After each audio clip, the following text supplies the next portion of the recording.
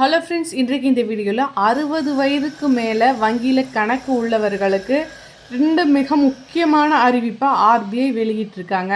அது என்ன அப்படிங்கிறது தான் இந்த வீடியோவில் பார்க்க போகிறோம்.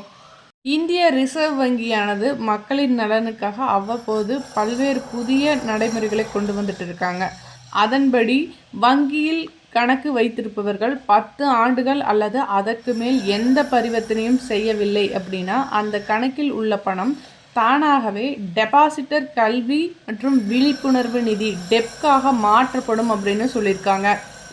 ரிசர்வ் வங்கி தெரிவித்தபடி கடந்த ஜூன் மாதத்தின் நிலவரப்படி பொதுத்துறை வங்கிகளில் மட்டும் 58,000 கோடி மற்றும் தனியார் துறை வங்கிகளில் 8,000 கோடி என பணங்கள் உரிமை கோரப்படாமல் இருக்கு.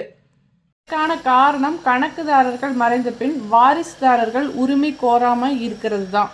தற்போது வெளியிட்டுள்ள புதிய நடைமுறைப்படி வங்கி கணக்கு மற்றும் லாக்கர் வசதிகளை தொடங்கும் நபர்கள் தங்களின் வாரிசுகளாக அதிகபட்சம் 4 பேரை முன்பே நியமிக்கலாம் மற்றும் அவர்களுக்கு பகிர்ந்தளிக்கப்பட வேண்டிய தொகையையும் வெளிப்படையாக குறிப்பிடலாம் அப்படின்னு சொல்லியிருக்காங்க. இதனால் ஒருவரின் மரணம் அல்லது தொடர்பில்லாமை காரணமாக பணம், நகைகள் போன்ற சொத்துக்கள் வங்கிகளில் முடங்கி கிடக்க இருக்காது என நிதி அமைச்சகம் தெரிவித்திருக்காங்க.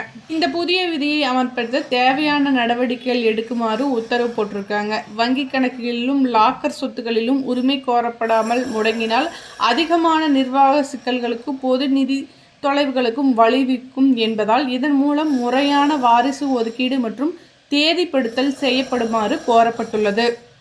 இதனால் இனிமேல் லாக்கரில் ஏதாவது திங்ஸ் வைக்கிற பணம், நகை வைக்கிறீங்க அப்படின்னா நீங்கள் 4 பேர் வரைக்கும் நாமினியை நியமனம் பண்ணிக்கலாம். அதே போல் வங்கிகளில் 10 ஆண்டுகளுக்கு ஒரு முறையாவது நீங்கள் டிரான்சாக்ஷன் பண்ணணும். அப்படி இல்லைன்னா அந்த நிதியானது டெப், அதாவது கல்வி மற்றும் விழிப்புணர்வு நிதியாக போய் சேர்ந்துவிடும்.